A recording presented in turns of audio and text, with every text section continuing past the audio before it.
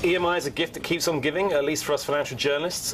The music recording group has got itself in trouble yet again, but this time the real problem is for Vivendi, its ultimate owner. Jeff, you've been looking at this. Vivendi bought it a few months ago from Citigroup, right. And it's been merged into Universal. It's just been a series of problems, and the really interesting thing was Universal, which is already the world's biggest music company, agreed to buy the recorded music bit of EMI.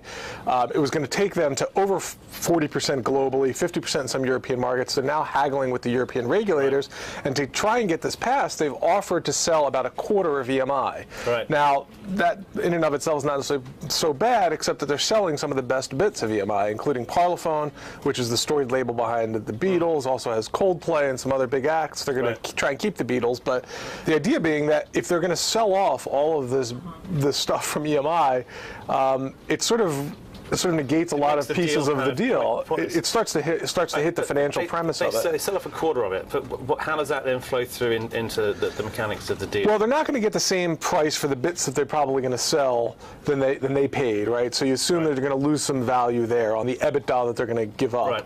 Then they're going to have to probably lose a big chunk of the synergies that were involved in the deal. Because the stuff they'll sell off is the stuff they already own. They're selling off EMI France. Well, you would have thought putting together the big French operations of EMI with the big French operations of Universal is where a considerable amount of synergies would have been. So if they're going to give up all those synergies, you start to question the premise or the value in the $1.9 billion that they're paying. So the better outcome, you're looking at saying the better outcome might actually be if the whole deal is just nixed completely. Well, I mean, again, it's this theoretical thing. You're playing around with some of the numbers. You're guessing at how much EBITDA do they end up losing? What is how much synergies are they giving up? And when you start to play around with it, you look at it seems like they might be better off with the EU nixing the deal. Because of the regulatory questions that were in this deal, Vivendi agreed to pay over 90% of the price, whether or not the regulators sign off on it. Why did they come up with that kind of deal? Well, because that was what Citigroup said. Citigroup knew that there was going to obviously be some regulatory questions with this. The problem then becomes, so now you've paid for most of the deal.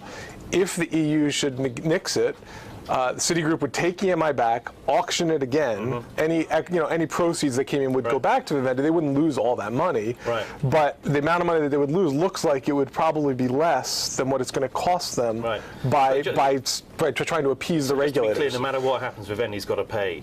For this deal, even if it gets nixed. So has anyone actually done well off this deal? Because this is a leveraged buyout from before the crisis. And Terra Firma, the private equity firm that bought it, got in trouble over it. These guys in trouble over it. Citigroup got lumped with it. Is Citigroup at least making a bit of money off this? Well, did they also? We haven't looked as closely at that. I think they wound up doing okay on it. They're certainly going to be, if they have to run a second auction, maybe there's more fees in it for them too. I don't know. But, it definitely has been sort of a poison chalice, this record label. So. Okay, well, it sounds like there'll be more from that. Thanks, Jeff, for talking us through that. And we'll be back tomorrow with more Breaking Views.